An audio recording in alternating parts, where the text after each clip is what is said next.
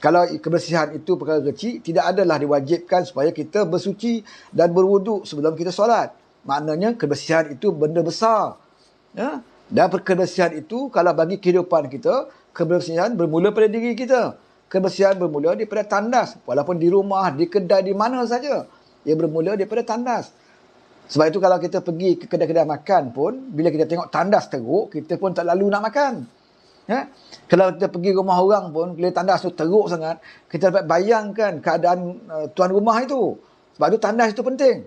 Jadi bagi Anwar, kalau nak anak kita mendapat pelajaran yang sempurna, anak kita sihat, memiliki minda yang sihat, kena baiki tempat mereka gunakan, iaitu tandas ini. Ya? Bagaimana kita nak anak mempunyai minda yang sihat, sedangkan tandas kotor. Ya? Tandas kotor, saudara. Jadi benda nampak remeh, tapi bagi Anwar Ibrahim, ianya bukan remeh. Jangan bercerita tentang Islam. Ya? Jangan nak cerita tentang menjadi negara yang hebat dan maju kalau isu tandas ini kita pandang remeh. Ya? Sebab itu dia membelanjakan 70,000 bagi setiap sekolah, ya, yang perlukan perbaikan tandas-tandas ini. Dan Alhamdulillah, kalau kita tengok di TikTok, banyak orang viralkan, ya, tandas-tandas yang dibaiki cukup cantik, saudara. Ya? Kadang-kadang lebih cantik daripada hotel. Ya? Ini yang kita bangga. Kerana kita harap apabila permulaan ini dimulakan, kita harapkan kerjasama daripada pihak sekolah dan juga guru-guru, anak murid, ya, untuk menjaga, ya, bersyukur dengan iman ini dan jagalah, ya, harta. Ini harta rakyat juga ni, duit rakyat digunakan. Jadi kita sama-sama lah jaga. Ya? Janganlah setiap tahun nak repair tandas. Ya? Jadi ini yang perlu kita teruskan. Ya? Ini yang dimulakan oleh Datuk Seri Ibrahim. Dan dalam bajet ni insya-Allah sedangkan masih ada benda-benda yang melegakan kita lah, ya, melegakan kita. Dan kita juga merasa bersyukur isu-isu berkenaan dengan beras, ya, semakin lama semakin dapat kita tangani dengan baik, ya. Isu-isu tentang pelaburan, ya, yang masuk ke negara kita, alhamdulillah, di mana Jili pun telah pun datang ke Tanjung Malim, ya. Anwar bukan saja sekat umum, ya, tentang pelaburan, tetapi dia laksanakan, ya, benda itu berlaku, bukan sekadar berangan-angan atau bercita-cita, ya, tentang Jili ni, ya. Tentang pelaburan seperti apa ni, Elon Musk contoh, ya. Azmin selalu kata, oh saya dah pernah jumpa dah, ya, ini Anwar ni buat apa yang saya buat. Dia jumpa saja minum teh, ya, tapi pelaburan tak masuk. Berapa ramai yang jumpa di luar negara tapi pelaburan tak masuk, saudara. Ya, setakat berjumpa boleh jumpa lah, tapi adakah orang yakin nak masuk, nak mendapatkan keyakinan itu yang mustahak. Ya, pelaburan ni, nak cari pelaburan adalah pertama sekali keyakinan. Ya, mereka yakin mereka akan masuk. Kalau mereka tak yakin, mereka tak masuk. Walaupun 10 kali kamu berjumpa dengan mereka, kalau mereka tak nak masuk lah, kan? Tapi apa yang Anwar buat, dia berjumpa dengan setiap negara yang dia pergi, tak pernah dia balik tangan kosong. Ya? Walaupun dia pergi ke negara seperti Kemboja, Vietnam sebagainya, dia balik mesti ada buah tangan untuk rakyat Malaysia. Dia pergi ke luar negara ini hanya kerana apa? Kerana nak bawa buah tangan untuk rakyat Malaysia, untuk isi perut kita semua. Ya, untuk isi perut. Bukan untuk diri dia. Bukan untuk diri dia. Bukan untuk anak-anak dia dan juga keluarga dia. Semua untuk rakyat Malaysia. Apa yang dia buat, ya, walaupun dia dilihat tidak pernah ada masa berehat, masa untuk bercuti dengan keluarga dia. Ya, setiap hari ada saja program-program yang dia buat. Kalau dalam negara ada saja program-program dia. Semalam Perdana Menteri Thailand datang. Kan? Ada je program-program dia. Kalau di luar negara pun dia pergi, tak pernah dia balik tangan kosong. Ya? Bukan seperti si Jemin. Pergi, balik tangan kosong, tak ada apa pun. Ya? Ini bezanya orang yang betul-betul ikhlas untuk nak perbaiki negara kita. Dan yang perlu kita berikan, yang perlu kita sumbangkan adalah sokongan dan dokongan. Sepatutnya walau di mana parti kamu, sepatutnya bila nampak Perdana Menteri yang ada ini adalah lebih baik daripada sebelum ini, kamu harus berikan sokongan dan dokongan. Ya, bukan maksudnya kamu kena masuk parti dia. Berilah sokongan dan juga dokongan, kerana kebaikannya itu adalah kepada kita juga.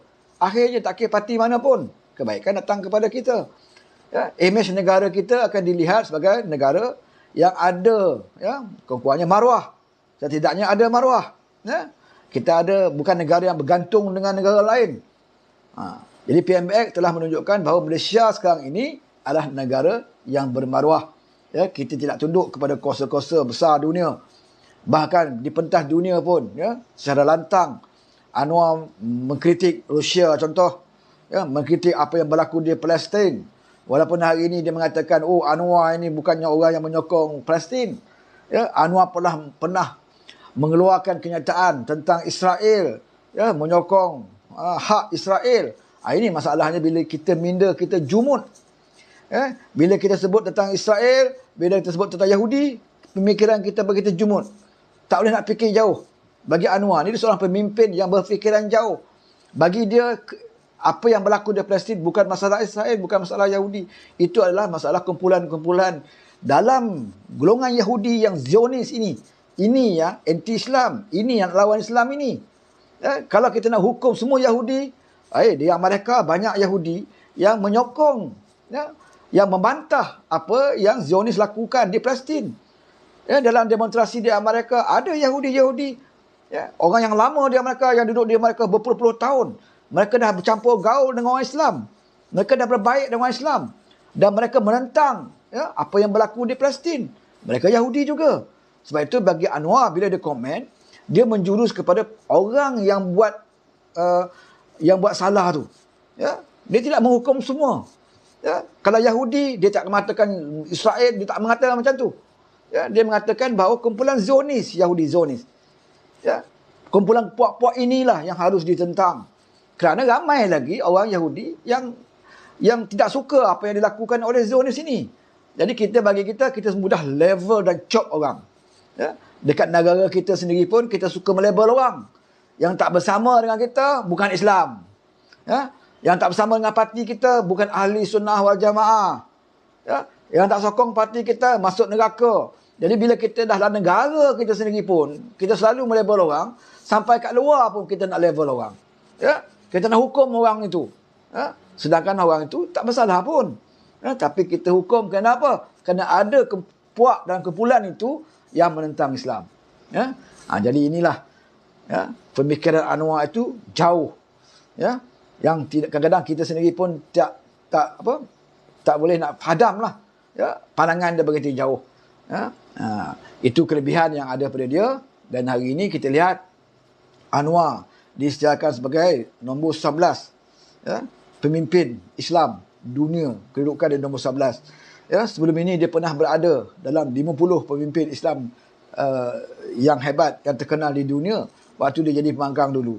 Jadi nama dia kerap dah diangkat di mata dunia. Selain daripada dia pernah diiktiraf sebagai Perdana Menteri terbaik Asia oleh majalah ekonomi dunia. Berapa kali? 2 kali. Nama dia diangkat sebagai pemimpin terbaik Asia. Dan selepas dia pergi ke persidangan PBB baru-baru ni diunggah. Majalah Fortune meletakkan muka Anwar Ibrahim itu di muka depan. Muka depan cover majalah, gambar Anwar Ibrahim, di mana dia melihat Anwar adalah seorang pemimpin, salah satu pemimpin Asia yang bangkit, yang akan dapat membangunkan negara Malaysia. Media Indonesia pula mengiktiraf Anwar sebagai Sukarno 2.0. Ini Sukarno moden, Sukarno baru. Kalau Indonesia yang mempunyai rakyat ratusan juta orang itu, dan di media mereka menggelar Anwar adalah Sukarno 2.0. Ini adalah pengiktirafan dunia luar yang diberikan kepada PMX. Patutnya kita banggalah. Tak kira lah kita parti mana sekalipun. Pemimpin negara kita dipandang hebat di luar negara. Tetapi kalau ada hati busuk, hati dengki, cakaplah, iktiraflah macam mana pun Anwar Ibrahim ini, kamu tetap akan kata Anwar ni zalim, Anwar ni diktator, Anwar ni tak buat apa-apa pun. Jadi inilah yang merosakkan pemikiran kita. Saya simpati dengan di bawah ini, walaun-walaun ini. Mereka hanya mendengar kata pimpinan-pimpinan mereka, sedangkan pimpinan-pimpinan mereka ada agenda politik. Nak jatuhkan Anwar Ibrahim, kena cemarkan reputasi dia. Itu saja cara dia. Nak jatuhkan Anwar Ibrahim, kena cemarkan dulu reputasi dia. Nak cemarkan reputasi dia, kena cari apa yang tak baik kepada batang tubuh Anwar Ibrahim. Nak cari tentang dasar polisi, tak ada. Tak jumpa. Nak kata Anwar rasuah, tak mungkin kita nak kata Anwar makan duit. Hak dia sebagai Perdana Menteri, iaitu gaji itu, gaji yang halal, ya, hak. Ya, gaji itu adalah hak bagi seorang pekerja. Dan Anwar ada hak untuk menerima gaji dia sebagai Perdana Menteri. Dan gaji itu halal sebagai orang yang diberi upah bekerja sebagai Perdana Menteri. Kalau hak dia pun dia tak ambil, tak masuk akal Anwar ambil hak orang lain. Ini saja. Ya, ini saja yang boleh kita fikirkan. Mana mungkin dia nak rasuah, mana mungkin dia nak ambil hak orang, kalau gaji yang jadi hak dia, halal bagi dia, dia tak ambil. Itu satu contoh yang dia nak tunjukkan.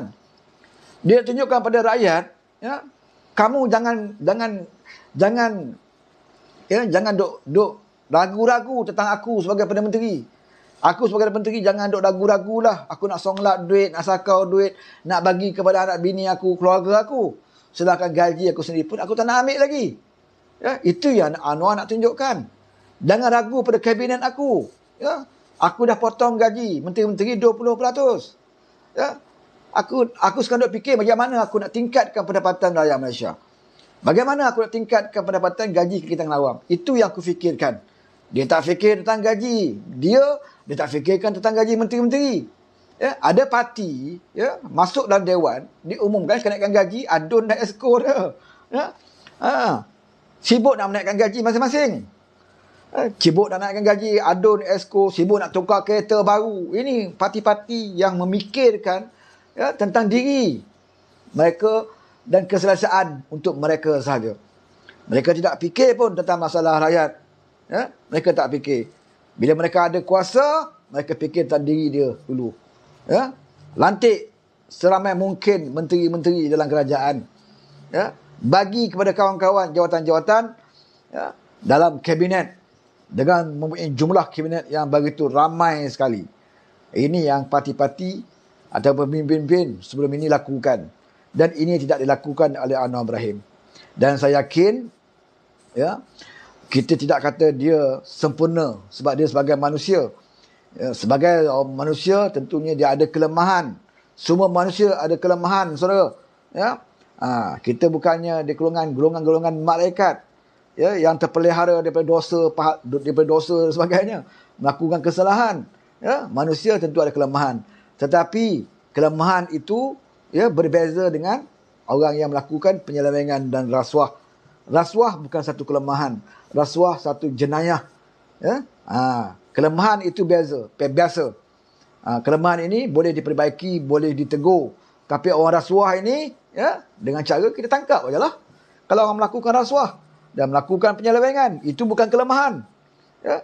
Kita tak boleh kata, oh zaman dulu pemimpin Muhyiddin itu lemah, dia ada kelemahan sebagai manusia, dia ada kelemahan. Sebab itu jana wibawa itu dia boleh ambil masuk tabung parti dia. Itu bukan kelemahan, itu penyelewengan, salah guna kuasa. Itu bukannya kelemahan. Ya? Tapi kalau kita nak kaji di bawah kepimpinan PMX ini, tentunya ada sikit sebanyak kelemahannya. Ya? Dan kelemahan itulah seharusnya ditegur atau kita berikan pandangan kita kepada dia, bantu dia. Ya? Jangan kita buat fitnah. Ya? Buat fitnah ini tidak boleh membantu. Ya? Tidak boleh membantu mengatasi masalah. Ya? Bahkan akan mendapat dosa kepada kita. Ini beza, saudara. Ya? Janganlah kita duk kata, oh dulu pemimpin, dia juga manusia, dia juga lemah. Ya? Dia beza, saudara. Lemah, kita tak pertikaikan kelemahan. Tetapi pemimpin yang melakukan, ya, rasuah, salah guna kuasa, harus diganti dan ditukar dengan pemimpin, yang lebih baik lagi. Sebab itu kita lihat pembangkang sekarang ini nak timbulkan isu rasuah, salah guna kuasa dalam parlimen, dia tak ada.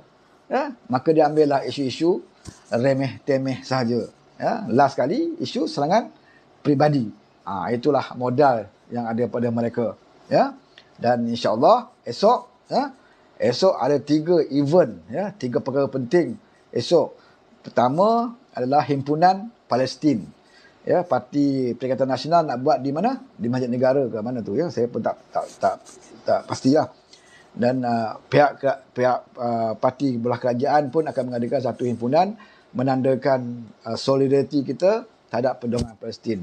Bagi saya tidak ada masalah, ya, mana-mana parti ke NGO ke mana-mana persatuan yang nak mengadakan himpunan sebagai tanda sokongan itu adalah harus kita berikan dukungan dan juga sokongan.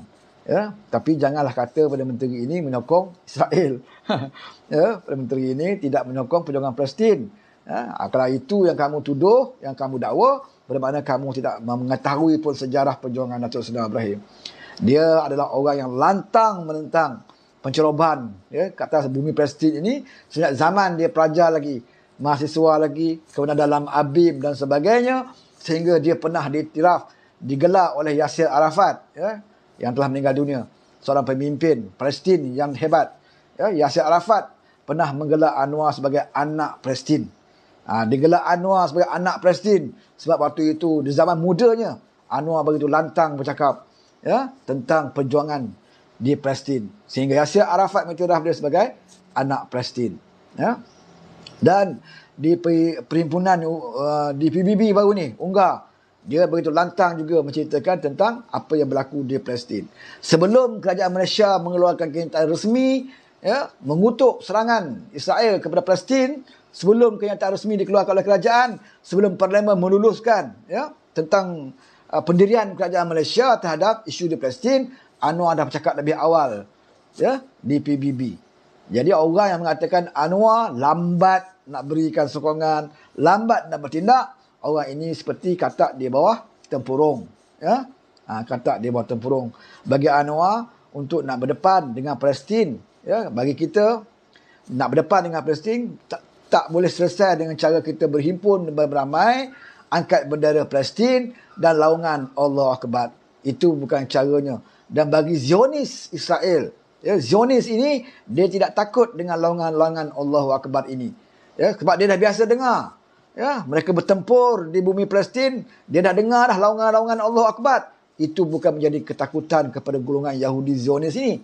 Yang mereka takut adalah kalau munculnya seorang pemimpin Islam yang boleh menaikkan, ya, imej Islam dalam sebuah pentadbiran dan negara itu. Ini yang paling ditakuti oleh orang-orang orang Zionis Yahudi ini. Dia bimbang kalau Islam itu bangkit. Dia bimbang kalau Islam itu boleh berdiri dengan kaki dia sendiri. Dan itulah yang dibimbang di atas kepimpinan Anwar Ibrahim. Bila tengok Anwar menjadi Perdana Menteri, dia bimbang Malaysia akan jadi sebuah negara Islam yang boleh berdaya saing, boleh menjana ekonomi dengan baik, yang melawan rasuah, ya, yang boleh mengangkat martabat negara kita menjadi Asian Tiger kembali. Dan inilah negara yang orang Yahudi Zionis takut. Dia bukan takut dengan bilangan ramai yang orang Islam. Dia tak takut, saudara. Ya, kalau ramai hanya bercakap, menjerit, berslogan, dia tak takut. Dia takut dengan sebuah negara yang dipimpin oleh pemimpin Islam yang boleh memajukan negara itu. Itu yang paling ditakuti oleh puak-puak ini. Ya? Kita kena ingat itu. Sebab itulah Erdogan sendiri pernah mengatakan dan berbincang dengan Anwar Ibrahim, ya, di PBB baru ini, dan dia minta Anwar memimpin, ya, bersama dengan Turki untuk menggabungkan beberapa negara Islam untuk memperkuatkan negara-negara Islam. Jadi keyakinan dia kepada kepimpinan Anwar itu terserlah. Ya? Dia terserah. Dia mengharapkan Anwar memberikan sumbangan untuk bergabung beberapa negara Islam, ya, untuk menentukan perjuangan di Palestin itu dapat ditangani dengan baik. Ya? Kerana nak menentang, ya, Yahudi Zionis Israel ini tidak cukup dengan hanya slogan, tidak cukup dengan hanya kempen, ya, tidak cukup dengan mengadakan demonstrasi dan sebagainya. Ia mesti dilakukan dengan penuh kebijaksanaan. Dan Anwar dia adalah pemimpin yang bukan saja dihormati oleh negara Islam, tetapi dia juga dihormati oleh negara-negara barat. Cara diplomasi Anwar itu kelebihan dia dalam membuat keputusan. Sebab itu bila kita tengok di dalam dia bersama dengan Amerika, ya, dia boleh menarik pelaburan Amerika, ya, masih kekal sebagai pelaburan tertinggi dalam negara kita. Dalam masa yang sama, dia juga menarik pelaburan daripada negara China. Walhal dia tahu bahawa China dengan Amerika ini bertentangan dan berseteru, ya, dalam bidang ekonomi. Dia tahu. Tetapi bagaimana kebijaksanaan dia berdiplomasi, dia boleh menarik kedua-dua negara ini untuk sama-sama membangunkan negara kita. Ya, di samping yang sama, dia juga mengadakan hubungan dengan negara Islam, ya, di mana kita dimaklumkan bahawa beberapa alat pertahanan negara akan dibeli melalui kerajaan Turki. Ini pula cara dia. Ya, negara Islam pun dia memberikan kerjasama, dan negara barat dengan negara barat pun dia menjalinkan hubungan yang baik. Ya, dia tidak perlu nak bermusuh dengan banyak orang. Ya, bagi Anwar Ibrahim, dia akan kurangkan musuh, dia akan ramaikan kawan. Ya, jadi kita kekal sebuah negara yang berkecuali. Yang penting rakyat negara kita boleh hidup dengan aman. Yang penting kita tidak menjadi musuh kepada negara-negara di luar sana. Ya, jadi perlukan pemimpin yang bijak lah. Ya, perlu pemimpin yang boleh berdiplomasi.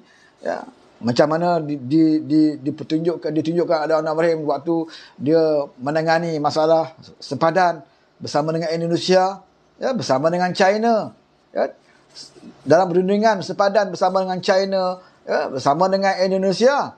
Perundingan diadakan, tidak ada satu pun yang mencetuskan kontroversi. Ya, sebelum ini kita lihat ada kontroversi berlaku, ya, bila kita nak bincang tentang sempadan ini. Tetapi di bawah kepimpinan Anwar Ibrahim, rundingan diadakan dengan China, rundingan diadakan Indonesia, tak ada sebarang kontroversi. Sebab apa? Ada sifat saling hormat menghormati, ya, ada sifat bertolak ansur, ya, dalam masa yang sama tegas di dalam mempertahankan setiap inci tanah negara kita.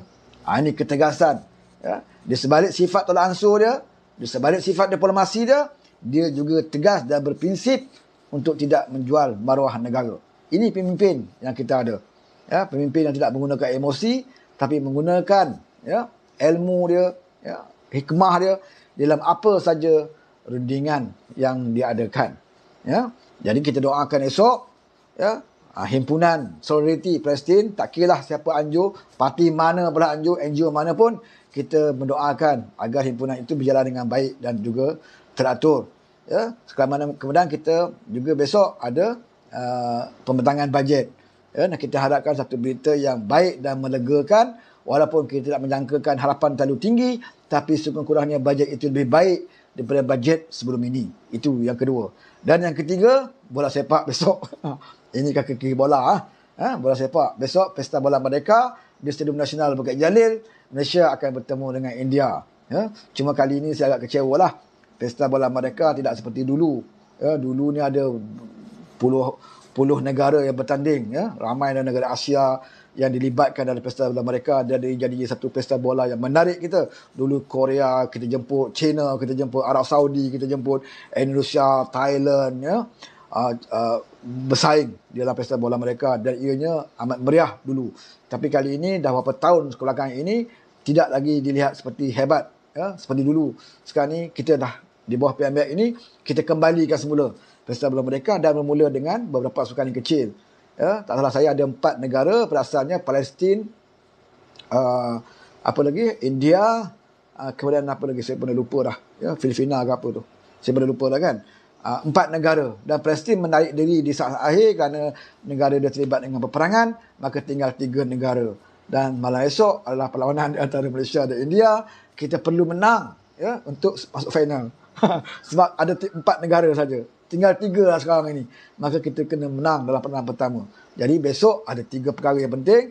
Pertama, Solidariti Palestin, ya. Kedua, tentang bajet, dan ketiga, bola sepak. Ya. Okey. Dah hampir maghrib. Rasanya cukup sampai di sini dulu. Untuk anda semua, insya-Allah kita jumpa lagi di lain masa. Kalau tak jumpa dalam live saya pun, kita boleh jumpa dalam live orang lain, ya. Kita boleh join lah, ya. Okey, cukup sampai sini. Wabillahi taufiq wal hidayah. Wassalamualaikum warahmatullahi wabarakatuh.